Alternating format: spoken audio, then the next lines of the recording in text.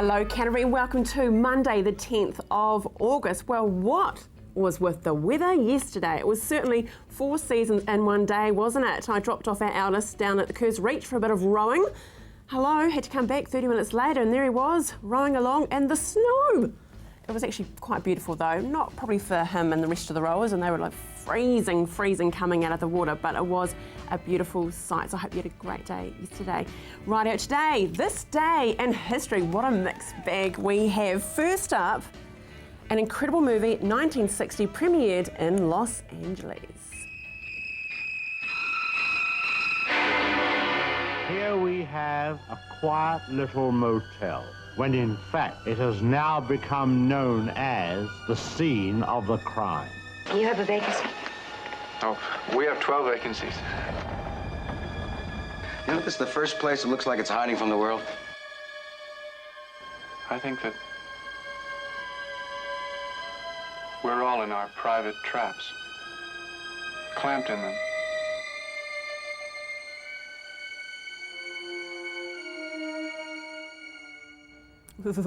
Yeah, shiver down the spine. And of course that image there from the famous shower scene of Psycho. Yes, Alfred Hitchcock's Psycho, starring Anthony Perkins and Janet Leigh. Next up, what happens when you get your bits out in public? Wow, Jim Morrison knows. Jim, you're facing 3.5 years in state prison for the Miami incident. The scope of this trial goes way beyond rock and roll. It's really about the First Amendment. What we're testing down there is the issue of artistic freedom of expression, you know, and it's a significant issue, and the trial is very interesting. Wow, and there he is. September 1970, Jim Morrison is tried in Miami on lewd and lascivious behaviour. There's a word for you.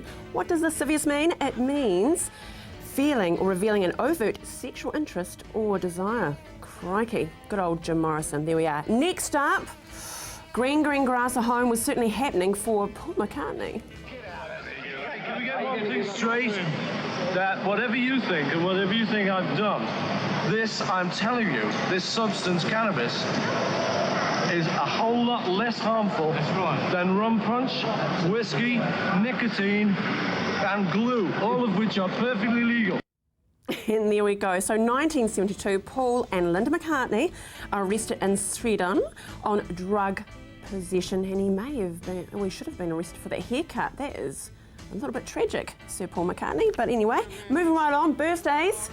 You may recognise these lips. Yes, this is Kylie Jenner, the youngest of the Jenner Kardashian clan. She's turning 18 today. Her and her lips, many happy returns.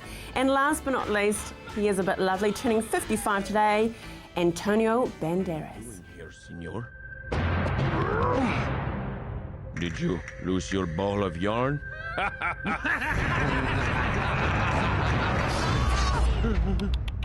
You made the cat angry. You do not want to make the cat angry.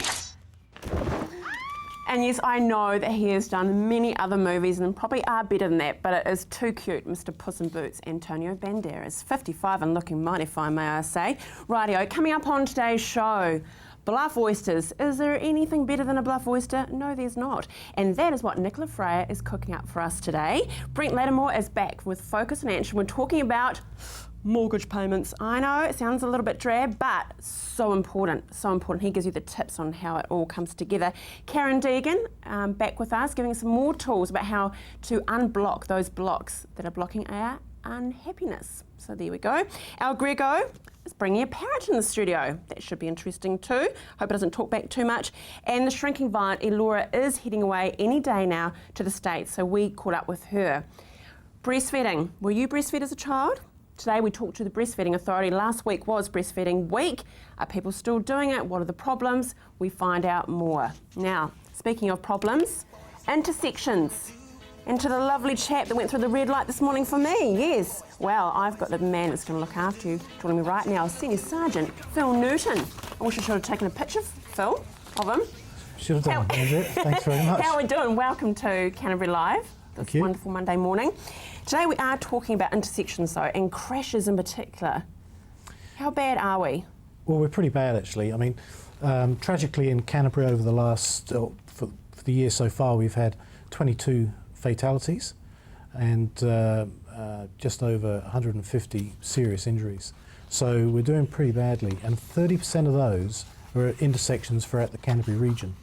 So we're tracking very badly. There's a number of reasons for that. We've had a population displacement, so a lot of people moved out of central Christchurch after the earthquake. They've gone to likes of Rolleston, Rangiora, and the infrastructure and the roading just isn't really built for it. So there's a little bit of engineering to be done, but drivers have really got to take some care on the roads. So is there a particular person that is doing this with the crashes, or is it just everyone just losing that bit of attention? No, it's across the board really. We do have some sort of problem areas. Earlier on in the year over the summer we had some visiting drivers that were involved in crashes. Some of our younger drivers overrepresented as well. But realistically it's across the board. And inattention and trying to take risks on those busier roads, that's what's been causing it. So intersections, and I'm glad you brought it up because when I was thinking intersections was in the city, but a lot of it does happen out in our country roads. They do. Should we be sitting our driver's tests again later in life? Because when I got my licence at 15, I can tell you, I can be sure of it because now I've got a boy that's going through it. It's so different. It is different, and especially if you took your test when you were 15, the volume of traffic on our road has increased.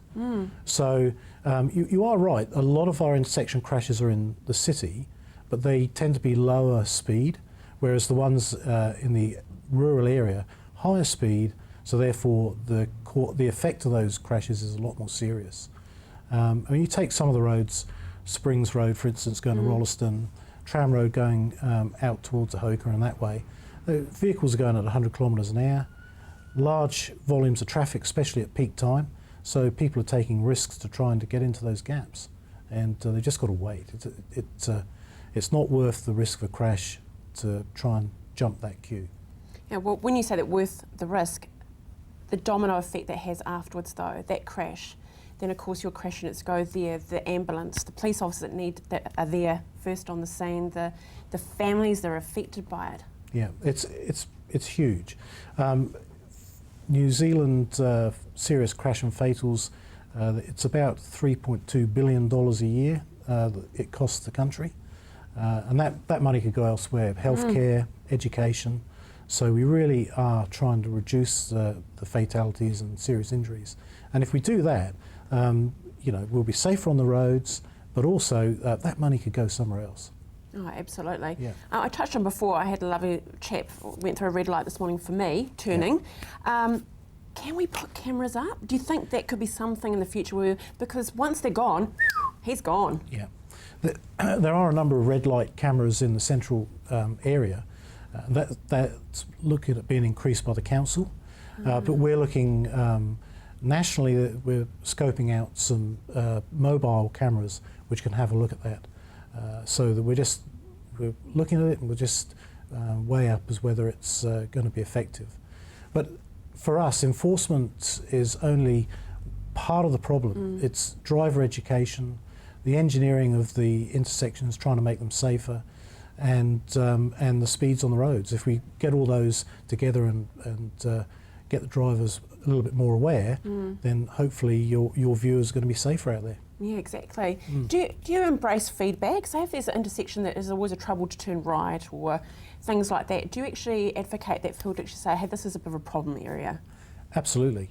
The councils and the NZTA that look after our highways, if you give feedback to them about those intersections, it adds to their crash statistics. So we know from those statistics which are dangerous, but drivers can identify them as well.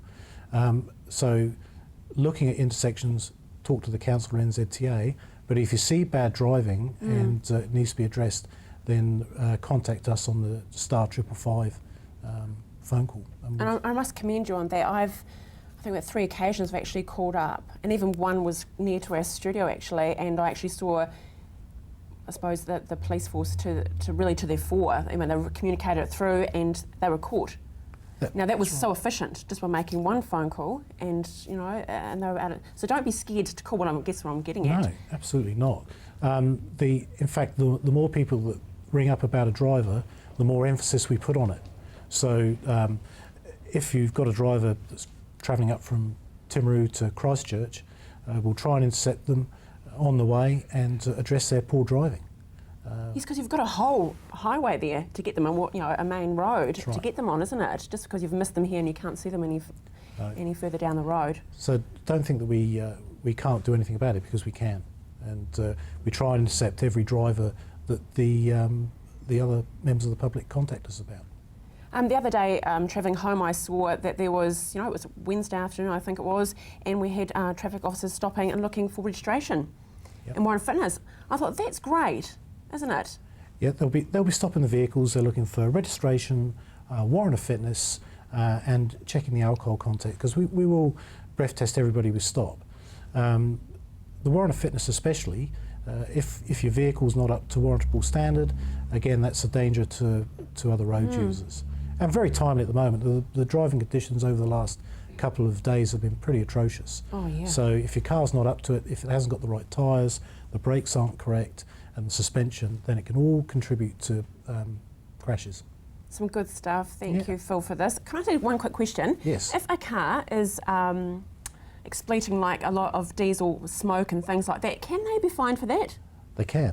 They can. Okay, that's a bit of, sometimes you follow these, all this gas is coming at the back and wondering, should they really be able to do that? So they shouldn't. They shouldn't, and they should be picked up when they go for a warrant. So that's what we look for as well. Okay, fingers crossed. Hey, you have a fantastic week. And you? Keep up the good work, you and your team. I know it's very thankless sometimes, but you've got to do what you've got to do. And hopefully all your viewers get safe driving out there. Yeah, exactly. Good on you. Now stay with us, because after the break, Nourishing Oysters with Nourish, and Brent Lattimore joins me. See you soon.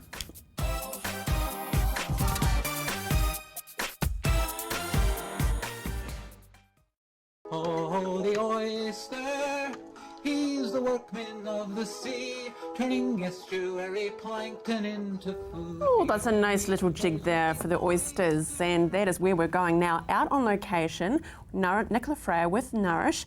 Now this month's Crater Rim Wine and Food Match for August is Crater Rim Pinot Gris with not just oysters, bluff oysters. Enjoy.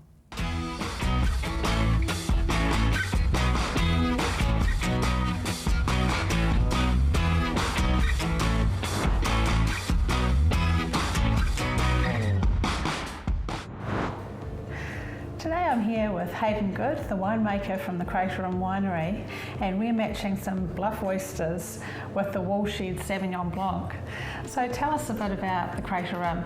The Crater Rim is a small family-owned winery and vineyard north of Christchurch in the Waipara Valley. We produce Pinot Noir, Riesling, Pinot Gris, and of course Sauvignon Blanc.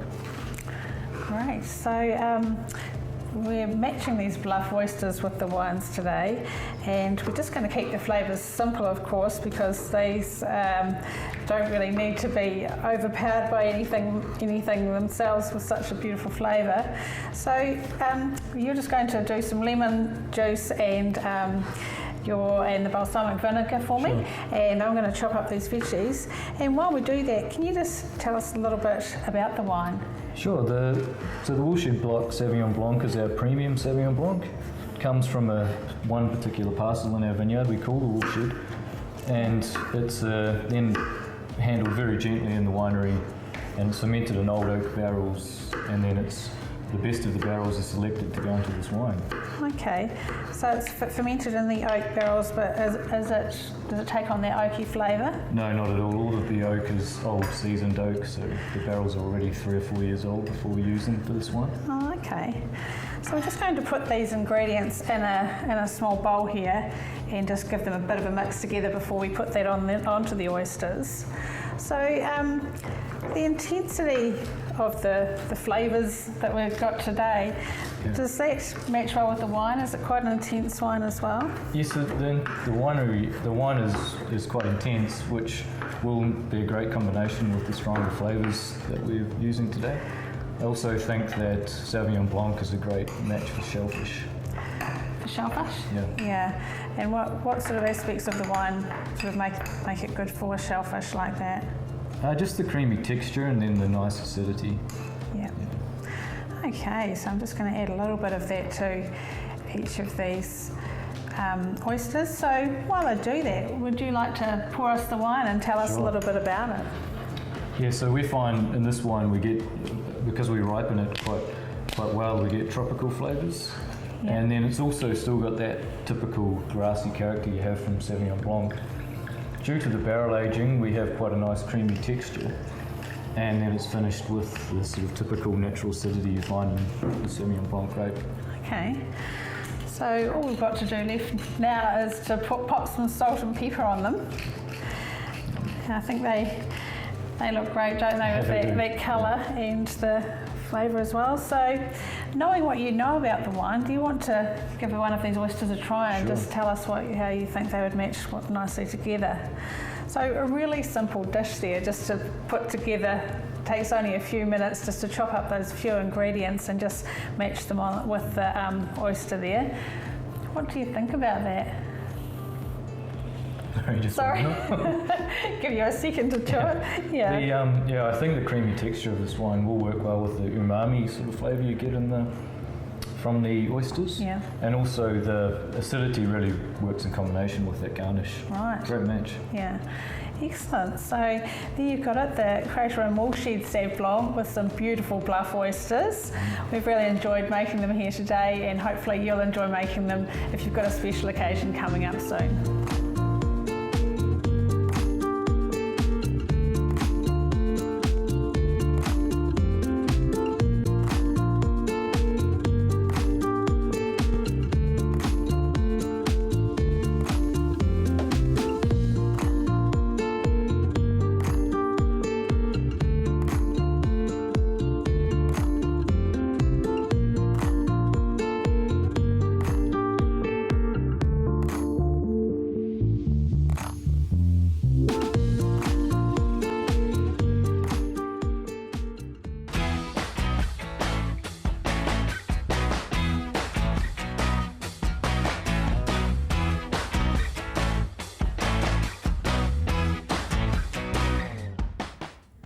Yummo, didn't they look divine? And of course that beautiful scenery at the end of Crater Rim Winery. Now, did you pick up?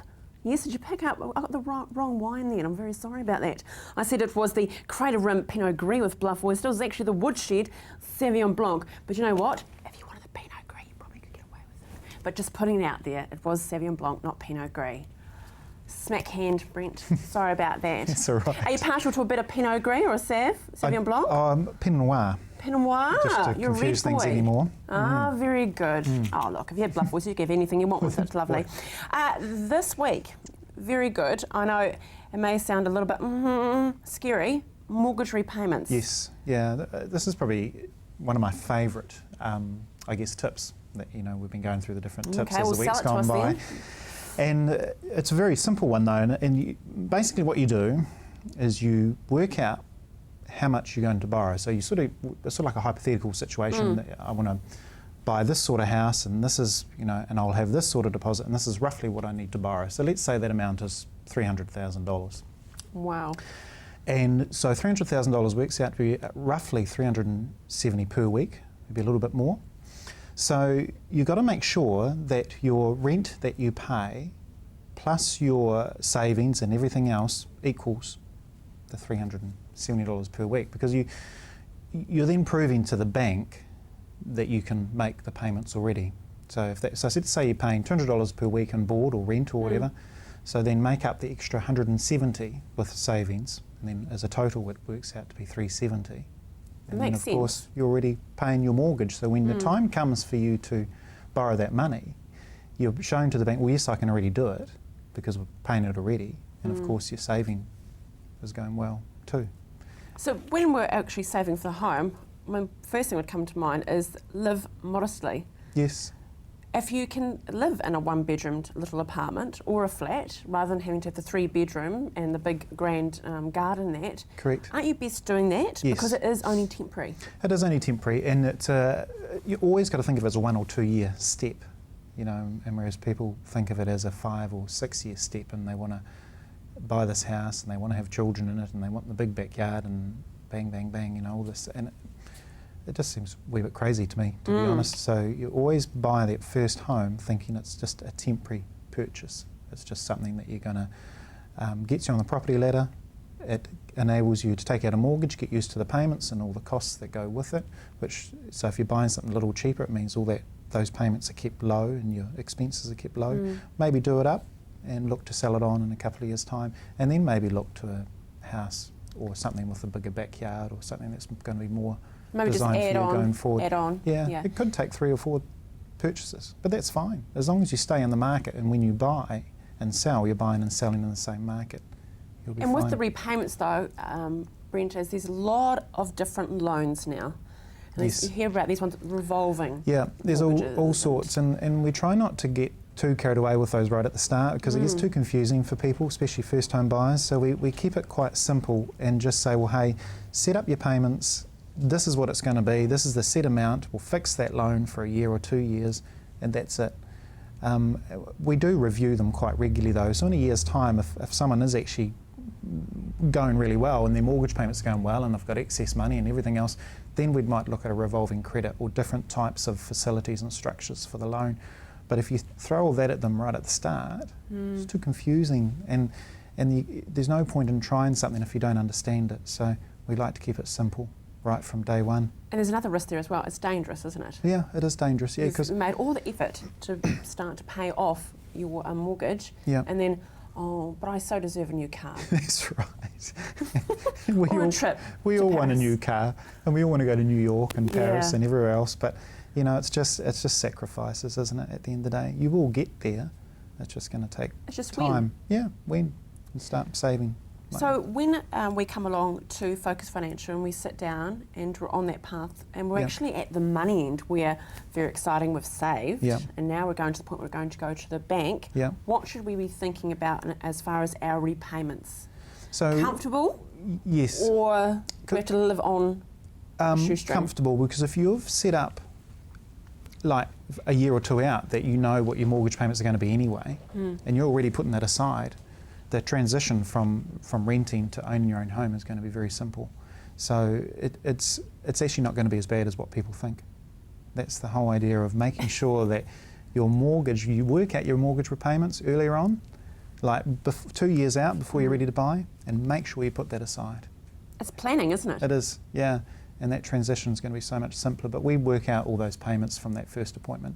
But people quite often know what they can afford generally. They're generally pretty good when they, you know. Do you feel sometimes you're a big brother and actually have to make people open their eyes to what realistic dreams they yeah. if it's actually reality or actually a dream? Sometimes you sit there and think, you got to be joking. So, you're gonna laugh. Yeah, you do, and you sort of do set them on the right track, and because everyone's personality and spending habits is quite different, so we try and work around that as well. So if they're big spenders, then we really have a very simple basic loan structure. But if they are wonderful savers and they're very, very good with their money, then we might structure it a little bit differently. So personality comes into it a lot as well. When you're sitting down definitely there doing spending the whole habits. thing. I think that's a big key to people's lifestyle as well. What's one thing we should think about this week if we're actually contemplating saving for a home? I think going to our website, putting in a loan amount of what you think you can borrow, work out what that is, and then see. And if it's, say, the $370 or $400 per week, are you actually doing that already? Are you putting that money aside? Are you paying rent plus savings? That's a great challenge. How does it fit in your budget today? Okay, Brent, so we go to ffgl.co.nz and use the mortgage calculator and see if our dream could be reality. Focus Financial Group phone 0800 334 338. Brent Lattimore joining me here now after the break. Our Grego goes to the birds and we have some giveaways. That's right, stay tuned. Rise up this morning, smile with the rising. The winner takes it all, the loser standing small. Yes, well, you could be the winner and you could take it all, or at least one of our prizes today. Rightio, first up, we have Dylan Moran, who is coming to Horncastle Arena on the 27th of August. Moran returns live on stage this August. Christchurch 27, Auckland 28, Hamilton 30, Wellington 31. Your mind is a hive of worms, and worms don't live in a hive, so it already feels unnatural. Dylan Moran, Off the Hook Live. Book now. There we go, very cool. Black Books, if you haven't seen it, just go online, Netflix or something like that. Really, really cool guy, and you could win a ticket to head along there. Next up though, the movies. Some great movies happening at the moment at Hoyts, and you could use it even to go and see some movies from the New Zealand Film Festival. Make sure you go online and check those out. You could use the pass for that. And last but not least, Andy Stankovic. There we've got 3 CDs from that wonderful man, the voice of Elvis. And don't forget, August, yes, we have this wonderful painting from Ira Mitchell Kirk, valued at $1,600. It is very impressive indeed. Rightio. Moving right along, a bit of magic is happening in the studio now. Al Grego with a parrot. Let's hope he doesn't talk back too much. Hi, it's Al Grego Magician, back again with some more hot tips to stop bullying. I'm the national presenter of Trustpower's You've Got the Power anti-bullying school show, empowering kids to make good choices and do the right thing at their school. Well, today I thought I'd do something really cool. I thought I'd bring along my amazing parrot. It's an African grey parrot. Yes, it's a talking parrot. Let me show you. Here it is. Yes, this is the African grey talking parrot. I actually bought it at a toy shop, and they said if you squeeze it, I imagine you're sitting at home looking a little disappointed. You were expecting a live parrot? What do you think I am? A magician or something? But if I did have a live African grey parrot, it would look like this. It's got a sort of a little red tail, and it looks really cool. And if I had one of those here today, that would be awesome to show you guys. But, oh, wait a minute. We may have the live African grey parrot right here in the CTV studios today. If this is an African grey parrot, it should talk. Come on. Come on, it says. Hello, Ruby, it says. Hello, Ruby. Very posh. Have you been a good girl? Yeah. Good. You have been good. Okay. Kia ora. When we go to school, she often says, Kia ora. Kia ora. There she goes. Hello to the children. These parrots, these African grey parrots, they are known for repeating things they hear. Oh, you're a dog now, are you? Ruby has learned over 100 words, but could learn up to 400 words, which is amazing. You see, because parrots, they love to repeat things they hear. That's right. And at school, kids love to repeat things they hear. They always nod their heads when I ask them that in the school. When I was at school, when I was young, we used to play a game with the teacher. It was called a game of whispers. The teacher would whisper something. She'd line the class up in a row, whisper something to the first person in the class. They'd repeat it to the next person, who'd repeat it to the next person, and we'd pass the message all the way along the row. You may remember playing this game. Well, the teacher would whisper to the first person, Johnny's having a hot dog for lunch. They'd whisper it to the next person, the next person, the next person, and pass the message all the way down the class. When it got to the last person in the row, the kid would yell out, I got the message. And the teacher would go, yes. Johnny's taking his dog for a walk at lunchtime. Huh? No, he's having a hot dog. Well, the message completely changed. And every time the teacher passed a message along the row, it completely changed. Often, when kids pass things around at school, things become untrue, even unkind, or even cruel. I always say, when I was growing up, my parents used to say, don't repeat anything you hear unless it's good. Don't repeat things you hear at school unless they're true. And this is what we tell kids at school. They may come home and tell you things. Make sure what they're telling you is the truth, not something that's been passed around, changed, or become a rumour. Kids have to think about what they say. We always say, cool kids think about what they say around their school. Well, thank you for listening, and thank you for coming along, Ruby. Hello, Ruby. This is Al Grego with another hot tip to stop bullying at school.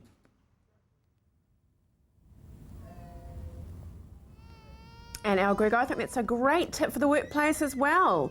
If you don't hear it from the actual person, maybe you shouldn't listen to it at all. So there we go. Thank you for that. Now, after the break, I'm joined by the Breastfeeding Authority. Yes, I am. Ooh, There's a crying baby right now. They need some help. Stay with us. See you soon.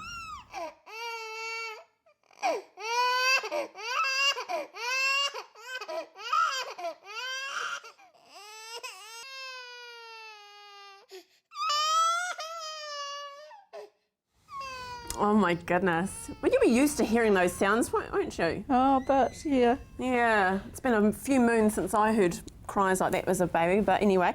Julie Sutkins, you are joining me from New Zealand Breastfeeding Authority. Now, last week was New Zealand Breastfeeding Week. And isn't it great? We've actually got a week to celebrate it. I know. And I think it's really good because it does help raise awareness, and we need to be making people realise that our culture isn't supporting breastfeeding as much as it should. And so it's lovely to be able to focus and really celebrate how well some women are doing and what's been achieved. Yeah. And let's go back to it though. When you're, this could be your first baby, you hear about this breastfeeding thing, you may be told you need to get those pads for after, and or I might feel like this and what there, but the actual time when that baby first latches, you can't describe that fully, can you, for the experience or sensation for a woman? And I think the work that we are doing is to try and actually help people understand that it's a skill, that you need people around you that can make sure that you know what to do, because if you don't get it right, that's when you run into the problem. So our program is a program that works with the health providers to make sure that they are knowledgeable to be able to provide that good support. So we also advocate for things that will make a difference for women. So no matter who the mother is, we want them to get the best possible advice and support, so every mother. Yeah, which is fantastic. Yeah. But unfortunately, Julie, not every woman can actually breastfeed. No, that's true. Yeah.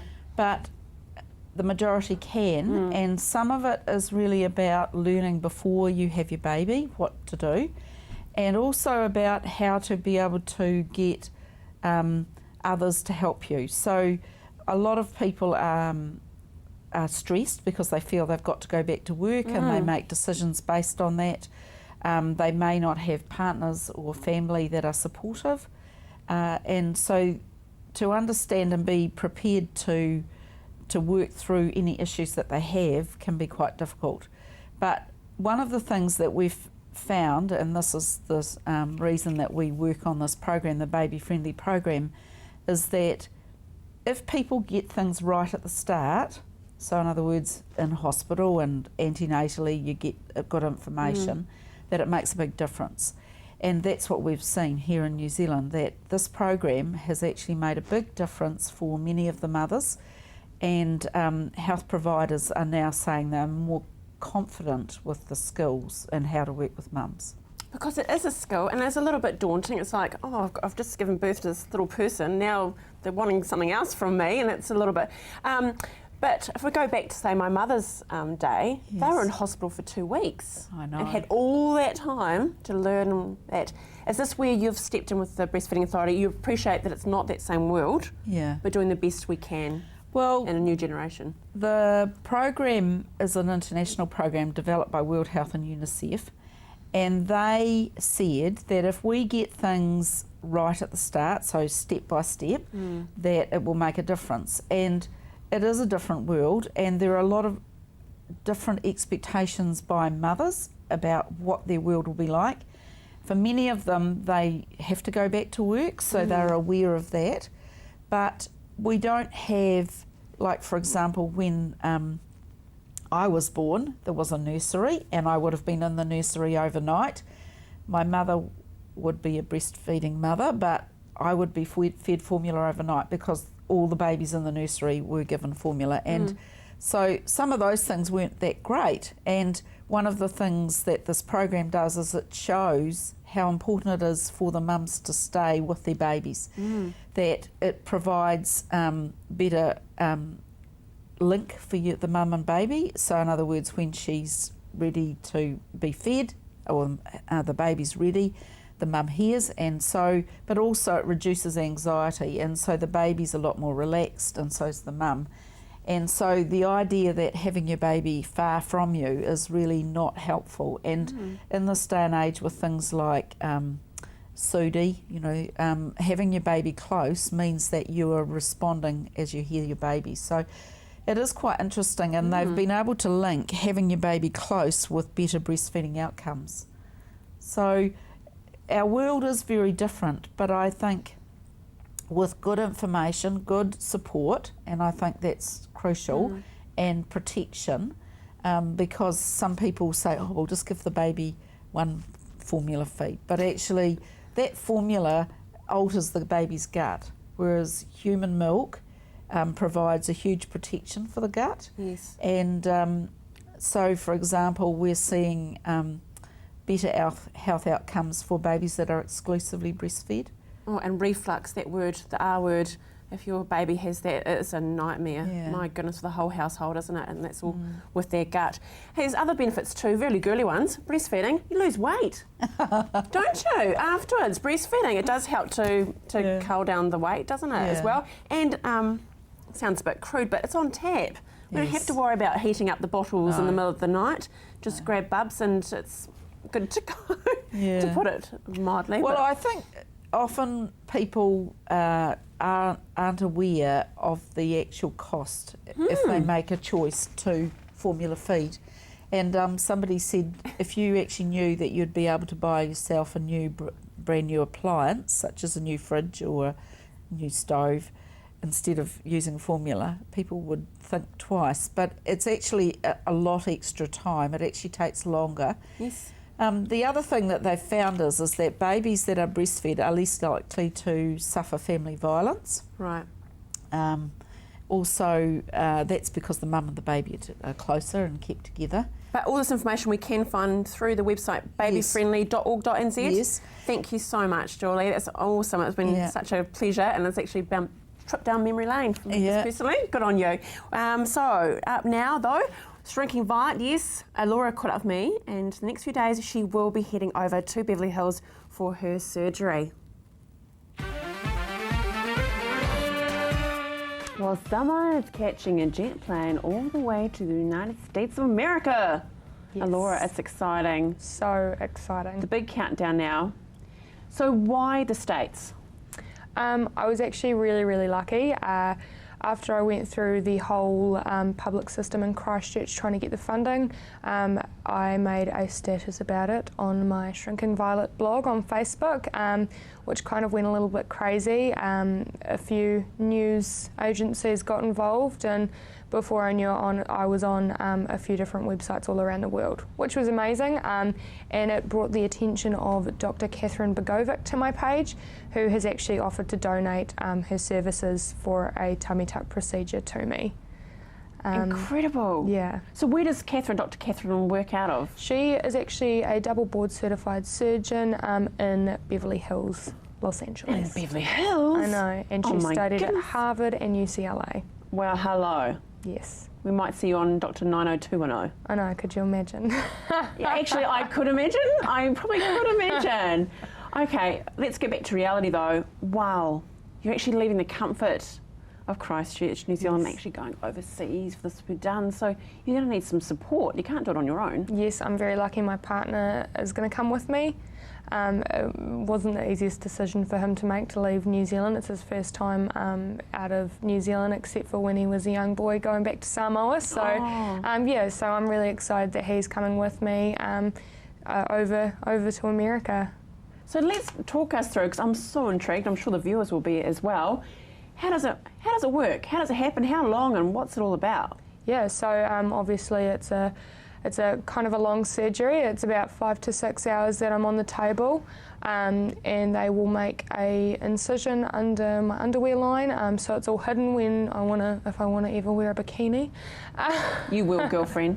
We'll see about that. Yeah, so they make an incision along there. They will make another incision around my belly button. They keep your old belly button, they just sew it into a new spot. They will basically, wow, kind of gory for people listening. I've watched too many videos on it as well. No, it's good. You're educating us. It's great. Yeah. I love it. Keep the belly button. Yeah, cool. So once they've cut around your belly button, they'll make another incision a little bit higher up, and then they tilt the table up, bring me a little bit together, and then they'll get the skin and put it together and sew it all up and give me a new belly button. No way. Yeah. So they tilt the table up and sort of squish you together. Yeah, so they can make sure they're taking as much skin as possible off and bringing the new skin together to make my new tummy, my little tiny tummy. That is just surreal you're actually talking about it, but it's actually going to be happening to you. Yeah. So what is the recovery though, in reality though?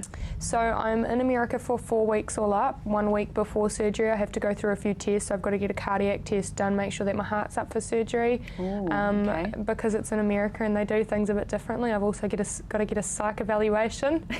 That'll be interesting in Make itself. sure I'm not mental before surgery, and then I meet with Dr. Begovic, and then I meet with her again the morning of my operation at 8 a.m. where she'll draw all over me and make her marks for where she's going to make the incisions. And then once I come out of surgery, they get me up and walking that same day. Yep, I stay a night in an aftercare facility. Wow. Yep, so it is kind of full on. I think it depends on whether or not they're going to sew. Basically, a lot of women have a separation of their abdominal wall, and whether or not they're going to sew that back together. I obviously haven't had any children, so mine probably isn't as far separated, but that depends on the pain as well. But I've got to be in America for 3 weeks after. That is incredible. Yeah. Oh, and Laura, when you're going over there as a beautiful woman anyway, but coming back and sitting in that seat in the airplane on the way back, you'll be a different girl. I know. I've got to come back alone though because my partner's leaving earlier than I am, so hopefully I've got room to spread out still. Oh, sweetheart, I'd milk it for everything you could. I'd go for business class. I tell you what, show them your followers in there and say, look, put me in business class, first class. I deserve it. You should see me before I got on the plane. Here's one for my skin next to me. Oh my goodness. And just think, the shopping. I know. You're in Beverly Hills. I can't believe I'm going over to America to get it done. Obviously, I'm a little bit further from home, but I'm so excited. I'm confident, and I know it's going to go smoothly. And I'm going to come back with a tiny little tummy, tiny little waist. Still got the same big hips, but I'm cool with that. They are gorgeous, and you're going to have to make sure we take some shots. I know you will. Definitely. So we can see exactly what's going on there, but I can't wait to Planning see. to video blog the entire journey. Cool. And I hope you share some with us, and Definitely. I can't wait to see you sitting on that couch after it. It's going to be awesome. Good times for Allura, Shrinking Violet. And she will be catching up with Allura before she heads on that plane to that big transformation that's happening. Now, transformation is probably the right word, actually, for my last guest after the break, Karen Deegan, how you can embrace happiness into your world. Clap along if you feel like a room without a roof. Clap along. I want to break free. I want to break free. Yes, and Karen Deegan can help us break free, can't you? I can. All those emotional blocks that are in our world. Yes. So I thought we'd talk about health today because you can't really be happy unless you're healthy. And it's really interesting because there's a lot of studies that show that your emotions play a gigantic part in your health. Just to share a little bit, there was a bit of research done at the Institute of Heart Math, which is a strange name for actually a very prestigious university. Institute of Heart Math, yeah. It's a European university. And what they did is they got 28 different researchers in 28 different geographic locations. So it was like a lot of different people doing the same thing. And they had, each researcher had some very pristine DNA, human DNA. Now they didn't touch it or do anything to it. All they did is felt negative emotion in the presence of this DNA. And you know what? Every single one of them, the DNA actually shrunk and turned off some genetic markers. You know, they were feeling negative emotions such as anger or resentment. I mean, how fascinating is that? They didn't even do anything, they just felt negative emotion and the DNA switched off some of the markers. It's powerful. It's fascinating, and it's scary as well. But even more interesting, when the researchers then switched to feeling positive emotions such as love, gratitude, the same DNA relaxed and unwound and turned back on those markers. Oh, that's a little bit spooky, isn't it? Well, so you can see that your emotions play a gigantic part in your health. Actually, you probably wouldn't be surprised if I told you that cancer tumours grow faster in stressed mice than they do in unstressed mice. That probably wouldn't surprise you because we all know that stress affects our health, right? Of course. But would you like to take a guess, Andrea, at how much faster cancer grows in stressed mice? 50%? Try a bit higher. 100? Try a bit higher. Oh no, really? 275% faster. Wow. Cancer grows in stress most than Worlds unstressed. apart. So, I mean, you can starting to see that there's actually a lot of science behind the fact that your emotions do really affect your health. So what is it that's us emotionally doing? Is it those blocks that you talk about? Is that what we're putting in place? When we talk about blocks, we're talking about limiting beliefs, and they definitely do come into it. Yeah. Your beliefs can affect your health. Dr. Bruce Lipton wrote an amazing book called The Biology of Belief, where he's actually proven that your beliefs, your perceptions of life do actually completely change your health right down to the level of your DNA. That's quite a long story which we probably haven't got time for today, but I'd encourage people to read that book. It's absolutely amazing. Okay. But, you know, there are a lot of doctors now saying, the CDC, you've heard of the Centres for Disease Control, they're very conservative, but even they say 85% of all illnesses have an emotional component. And then we've got people like Dr. Bruce Lipton, who says 95% of all illnesses are caused by unresolved emotional issues. Caused by. Wow, it is, and you're right, and that's when you also hear when people are diagnosed with cancer. Some can go, nope, I'm not having a bar of it, I'm going to live, strong, mental, and then the other, they submit to it, basically. You're right, and from what the stories I've read, like, cancer is a life-changing diagnosis, right? Those who do change their lives, including their limiting beliefs, which you and I have talked about, those who do change are the ones who go on to remission often. Those who don't, often don't. And, you know, it's funny because doctors think that they can tell who's going to, some doctors think they can tell who's going to get a serious illness in the future based on personality alone. One doctor actually got his nurses to write on the chart who they thought was going to get something serious based on personality. They did this for 20 years. At the end of the 20 years, they finished up their research. They found the nurses were right about 95% of the time. And do you know what the 3 personality traits they found were?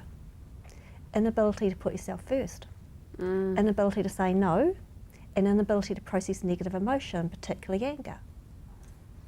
Simple, isn't it? Well, simple if you actually recognise it. Okay, what is a tip before we go, Karen, for anyone that's watching that does have health problems and feel they actually fit into what you've been talking about? Well, this is going to sound a wee bit weird, Andrea, but I would encourage people to just sit quietly and ask themselves, ask their body, okay, if this illness, if this pain, if this thing that I've got, if my body could talk to me, what would it say?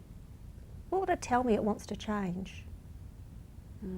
Or perhaps ask yourself, if there was a purpose for me having this pain or this illness, what would that purpose be? A lot of the time it's to slow down. Okay, yeah. And also finding a quiet place. The word I picked up in there was quiet. So not when the children are in the next room with the PlayStation or whatever. You need to find a quiet spot. Good on you. Next time, what are we covering, Karen? I think we'll talk about health again because it's a really important issue. There's a lot more we could say about this. Oh, of course there is. Yeah, I love it. Hey, thanks, Karen. It's always a pleasure seeing you every fortnight. Thank you for this beautiful Monday show. It's been a big one, hasn't it? Now, set free with EFT, Emotional Freedom Techniques. Phone 03 332 0526. Karen has a wonderful website at setfree.co.nz. All the questions you need answering are on there. Radio. Coming up on Wednesday's show, Ange Stone is here, Phyllis Brown, Diane from Metropolitan, and we introduced you a new segment. It's called Canterbury Rewind. Back in 2010, we did a series of stories around the city, and we're bringing them back because they are just too awesome. Have a fantastic Monday. Look forward to doing it all again on Wednesday, 10 o'clock. See you soon.